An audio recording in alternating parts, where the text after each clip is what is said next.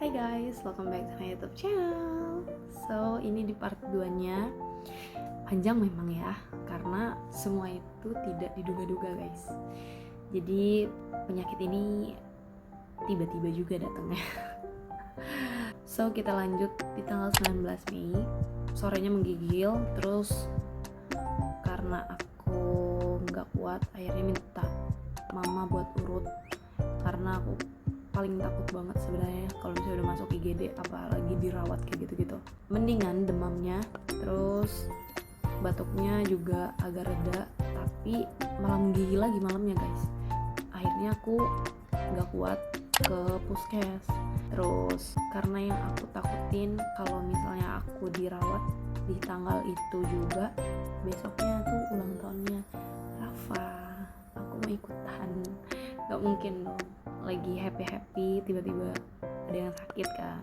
Ya udah, habis itu pulang dari puskes ternyata panasnya malah makin naik, tapi waktu di puskes itu nggak dikasih paracetamol, jadinya aku beli paracetamol sendiri.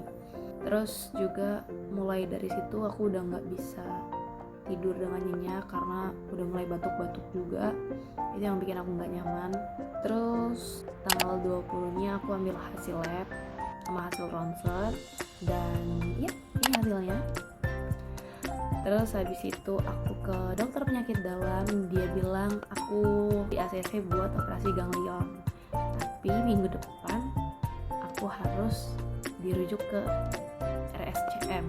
Padahal di situ minggu depannya itu harusnya aku baru masuk ke kamar, jadi harus diinap dulu, tapi harus dirujuk juga, jadi agak bingung. Cuman ya sudahlah, akhirnya yang penting kan aku maunya tuh operasinya aja gitu. Setelah itu terakhir ke dokter anestesi. Nah, baru disinilah dokter itu marahin aku karena aku nggak boleh dioperasi dulu. Ternyata karena kan aku orang awam ya guys, jadi taunya tuh cuman HB doang, sementara di bawahnya itu tuh ada tulisan leukosit yang tidak normal. Leukositnya tuh banyak banget. Nah, ternyata dokter itu bilang leukosit kamu banyak, terus ini sel darah putihnya abnormal. Aku tanya dong, kenapa emangnya dokter? Terus dokternya bilang, tapi semoga ini tidak benar ya, semoga ini salah. Besok kamu cek lagi deh, cek lab lagi, siapa tahu hasilnya memang salah. Udah tuh, setelah itu aku tanya, emang kenapa dokter?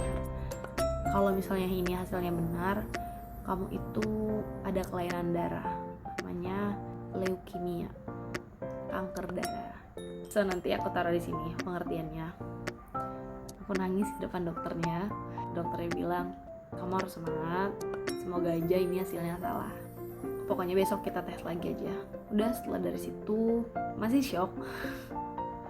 Sampai-sampai tempat minumku ketinggalan. Keluar dari rumah sakit, aku menepi di pinggir jalan. Akhirnya telepon sama sahabatku, aku mewek, gak mau terlihat lemah di depan mama, karena ini sesuatu pengalaman yang baru buat aku, masih shock. Terus akhirnya sahabatku juga nangis. Kami sama-sama nangis jadinya, cuman dia berusaha menguatkan akunya juga lumayan tenang. Setelah udah tenang, aku pulang. Agak bingung sebenarnya mau menjelaskan sama mama, jadinya kebetulan mama lagi cuci baju. Akhirnya aku pelan-pelan ngomong, mah, kata dokter aku kena leukemia, kanker darah. Sama, shock juga, baru pertama kali denger itu dan terjadi di keluarga kami. Terus sampai aku nanya, apakah keluarga kita ada yang sakit ini sampai nurun gitu kan, faktor genetik. Kata mama gak ada. Aku tanya juga sama keluarga bapak juga gak ada. Ya sudah, memang lagi dikasih sama aku. Akhirnya mewek juga ya.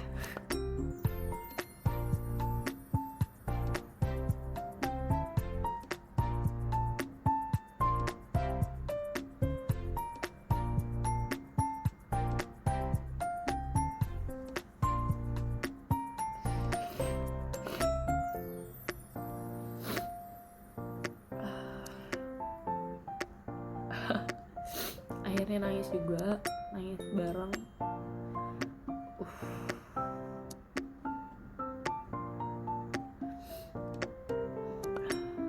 Berusaha kuat karena malamnya mau tiup lilin Rafa, jadi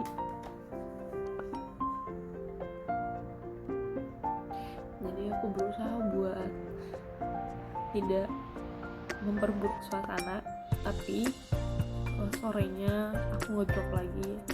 Akhirnya ke puskes lagi untuk minta obat, untuk diperiksa karena batuknya juga masih berkelanjutan dan sangat mengganggu.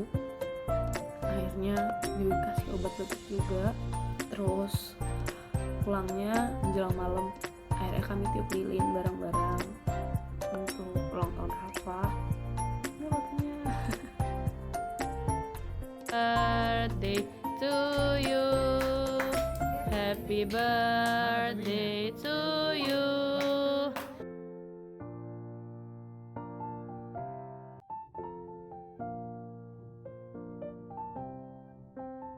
Setelah itu sudah selesai tiup lilin, akhirnya aku istirahat lagi. Terus keesokan harinya, hari Kamis tanggal 21 Mei, aku cek darah ulang. Sambil nunggu hasilnya, aku nunggu di depan rumah sakit. Ternyata menggigil lagi, tapi tiba-tiba mamaku datang.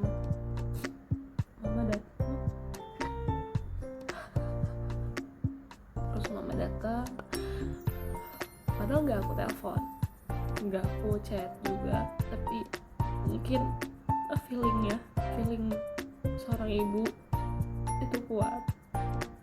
Mama datang untuk nemenin aku nunggu hasilnya, tapi karena aku udah ngerasa dingin banget, akhirnya aku nelpon papa buat bawain kaos kaki.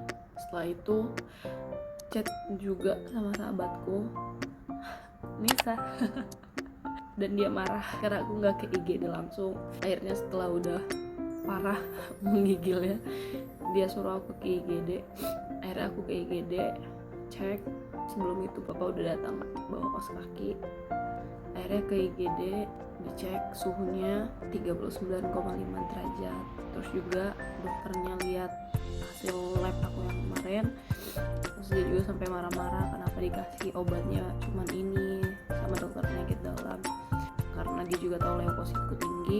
Akhirnya dirawat inap, akhirnya dimasukin infus karena kebetulan juga demamku masih tinggi, masukin paracetamol.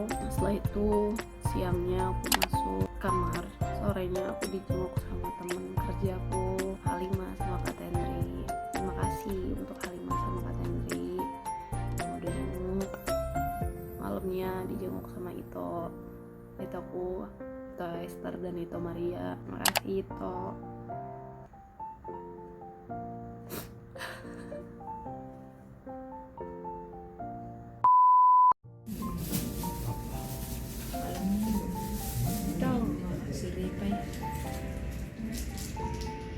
Makasih udah direpotin. Setelah itu keesokan harinya tanggal 22 Mei dokter datang. Dokter penyakit dalam bilang memang aku sudah divonis kanker darah leukemia, gak tahu penyebabnya apa.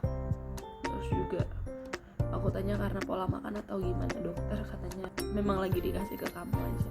Setelah itu sorenya Amang Pendeta dan Inang Sintua, Amang Porhangir datang buat jenguk. Makasih Amang buat doanya. Ina makasih juga udah kasih semangat. Di malamnya habis hujan-hujanan tiba-tiba datang sahabatku Anissa sama karibku Lia pulang kerja langsung datang ke rumah sakit buat jenguk. Thank you so much. Makasih juga doanya, makasih udah ngasih support juga. Kita lanjut di part 3 ya guys. Sepertinya aku mau menghilangkan rasa sedih dulu.